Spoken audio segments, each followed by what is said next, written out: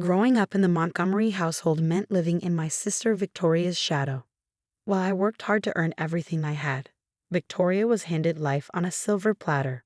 Our father, James Montgomery, was the CEO of Montgomery Enterprises, one of the largest technology companies in the country.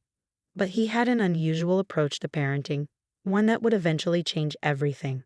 "Charlotte, why can't you be more like your sister?" Mom would sigh, watching Victoria glide through our mansion's marble halls in designer clothes.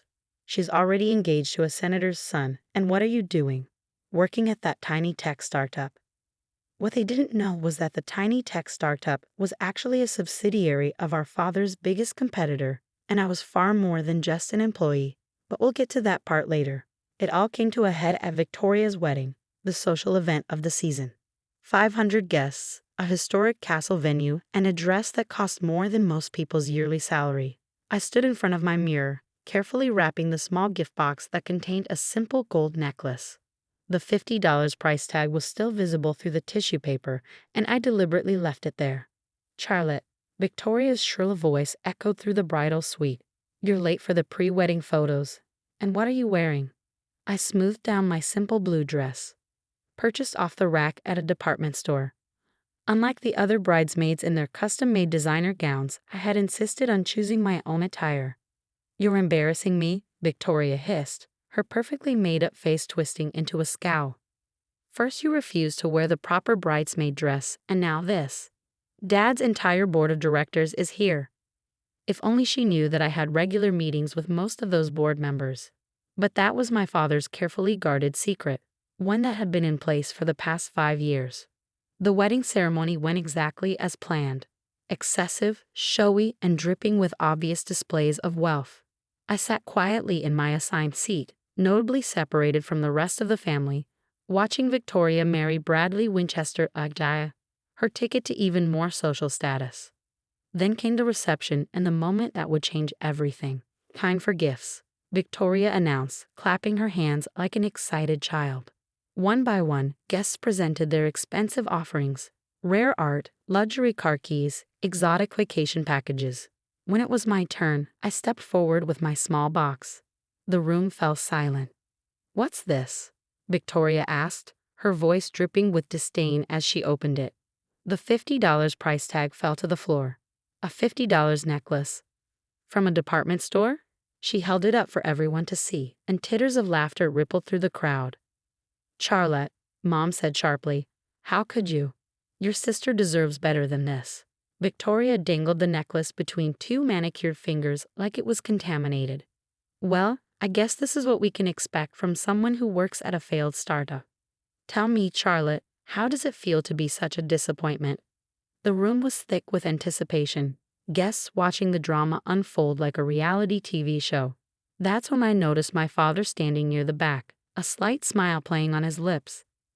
Next to him was Marcus Chen, CEO of Chen Technologies, supposedly our family company's biggest rival. Actually, Marcus's voice cut through the tension. "I believe I can shed some light on Charlotte's employment situation." Victoria rolled her eyes. "What would you know about my sister's dead-end job?" Marcus stepped forward, commanding the room's attention. "Charlotte isn't just an employee at a startup.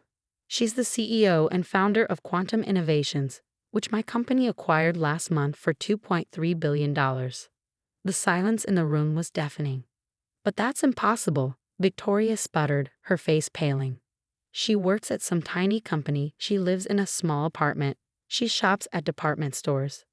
Marcus continued, his voice carrying across the stunned crowd. "Your sister built that tiny company from the ground up, developing revolutionary AI technology that's now worth billions. And she did it without ever using the Montgomery name or connections." I finally spoke up, my voice steady. "The necklace is actually from the same store where you once told me I belonged, Victoria. Remember? 5 years ago, when you saw me shopping there and told everyone at your country club that I was an embarrassment to the family." The memory hung in the air like a heavy cloud. Victoria's face cycled through shock, confusion, and horror as the implications sank in. But the revelations weren't over. My father stepped forward, that knowing smile still on his face. "There's more," he announced, his voice carrying the weight of authority that had built our family empire. Charlotte's success wasn't just about business acumen, it was about character. He turned to address the entire room, but his eyes were fixed on Victoria. 5 years ago, I set up a test for both my daughters. Victoria was given every advantage, every connection, and unlimited resources. Charlotte was given nothing but a small starter fund, the same amount I started with 30 years ago. I wanted to see what they would do with their opportunities. Father's words hung in the air like thunder before a storm. Victoria's perfect wedding reception had turned into something entirely different, a public revelation that would shatter her carefully constructed world. The succession of Montgomery Enterprises, Father continued, his voice steady and purposeful, has always been about more than just bloodline. It's about vision, integrity, and the ability to build something meaningful. Victoria's new husband, Bradley, suddenly looked uncomfortable, tugging at his bow tie. I knew why. He'd married Victoria partly because of her presumed future position as head of Montgomery Enterprises. But Daddy, Victoria's voice had taken on the whiny tone she used when things weren't going her way. He always said the company would stay in the family.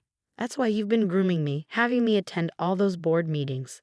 Father raised his hand, silencing her. No, Victoria. I had you attend those meetings to give you opportunities to learn, to show initiative. Instead, you spent those meetings texting your friends and planning social events. The crowd of wedding guests shifted uncomfortably. Many of them were business associates who had witnessed Victoria's behavior firsthand. Meanwhile, Marcus Chen added, stepping forward again, Charlotte was building something remarkable. She attended those same board meetings, not as a Montgomery, but as the anonymous founder of a promising startup. She contributed valuable insights, asked intelligent questions, and earned respect without anyone knowing her true identity. I watched as memories flickered across Victoria's face. All the times she dismissed me at family gatherings, mocked my cheap clothes, bragged about her future role as CEO while I sat quietly, keeping my secrets. The necklace you're holding, I said softly, drawing everyone's attention, isn't just a $50 piece of jewelry. It's a reminder of who you really are, Victoria. 5 years ago, when you saw me shopping at that department store, you didn't just mock me. You told everyone I was adopted because there was no way a real Montgomery would shop somewhere so common. You posted photos of me on social media, trying to shame me. Mom gasped. She hadn't known about this incident. Victoria had carefully hidden her cruelest moments from our parents. That day, I continued, I made a decision. I would succeed or fail on my own merits, not the Montgomery name. I used the starter fund Dad gave us, the same amount he gave you, to found Quantum Innovations. You spent yours on a 3-month shopping spree in Paris. Victoria's hands began to shake. The necklace slipped from her fingers, clattering to the floor. But I'm the oldest. I'm supposed to inherit everything. That's why Bradley. She stopped abruptly, but it was too late. Her new husband's face hardened as he realized she just admitted to marrying him for status and presumed wealth. Father cleared his throat. It's time to announce the full succession plan for Montgomery Enterprises. As of next month, Charlotte will assume the position of CEO. Her merger with Chen Technologies has created the largest tech innovation company in the country. Victoria, you will retain your trust fund, but it will be managed by the board to prevent any more excessive spending. The room erupted in chaos. Victoria's perfectly arranged wedding cake suddenly didn't seem so important anymore. You can't do this, she screamed, mascara beginning to run down her cheeks. I'm the one who played by all the rules. I married the right person. I maintained our social status. You focused on appearances while your sister focused on substance, Father interrupted. Charlotte proved something I've always believed. True success comes from hard work, integrity, and vision, not from a last name. Bradley, who had been silent until now, stood up. I think he said stiffly, we need to discuss the terms of our prenuptial agreement, specifically the clauses about misrepresentation of assets. Victoria's perfect wedding was unraveling faster than her designer dress. Half the guests were on their phones, undoubtedly spreading the news through their elite social circles. Her carefully curated image as the golden child of the Montgomery Empire was crumbling before her eyes. Mom finally spoke up, her voice trembling. James, surely we can keep this private? Handle it within the family? Like you kept it private when Victoria bullied her sister. Father's voice was stern when she spread rumors about Charlotte being adopted. when she tried to sabotage every accomplishment her sister made because it didn't fit with her narrative of superiority. That's when Victoria did something I never expected. She laughed, a harsh, bitter sound that silenced the room. You think you're so clever, don't you, Charlotte? Playing the poor, hard-working underdog while secretly being a billionaire CEO. Well, congratulations. You've ruined my wedding day. I hope you're happy. I picked up the necklace from where it had fallen. I'm not happy, Victoria. I'm sad that you never understood what really matters. This necklace represents the moment you showed your true character. And now everyone else sees it too. The aftermath was swift and dramatic. Bradley's family huddled with their lawyers in one corner. Victoria's society friends slowly edged away, already distancing themselves from her falling star. Our mother sat alone, finally forced to confront the true nature of her favored daughter. Father approached me, Marcus Chen at his side. You've exceeded every expectation, he said quietly, not just in business, but in character. You could have exposed Victoria years ago, could have flaunted your success. Instead, you stayed humble, worked hard, and proved yourself worthy of not just running the company, but leading it into the future. Marcus nodded in agreement. The merger between Quantum Innovations, Chen Technologies, and Montgomery Enterprises will revolutionize the industry, and it will be led by someone who understands both innovation and integrity.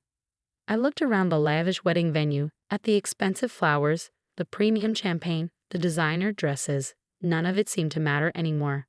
Victoria's perfect day had become a lesson in karma, a public revelation of the truth she tried so hard to hide. As guests began to leave, I placed the $50 necklace on Victoria's table. Consider it a reminder, I said softly, that true value isn't in the price tag, but in the character of the person wearing it. 5 years later, Montgomery Chen Innovations is the leading tech company in the world. Victoria? She and Bradley divorced 2 months after the wedding. She lives off her managed trust fund, no longer welcome in the society circles she once dominated. Sometimes she tries to contact me, usually when she needs money or favors. I have my assistant send her the same response each time. A photo of that $50 necklace. Mom eventually apologized for her role in enabling Victoria's behavior.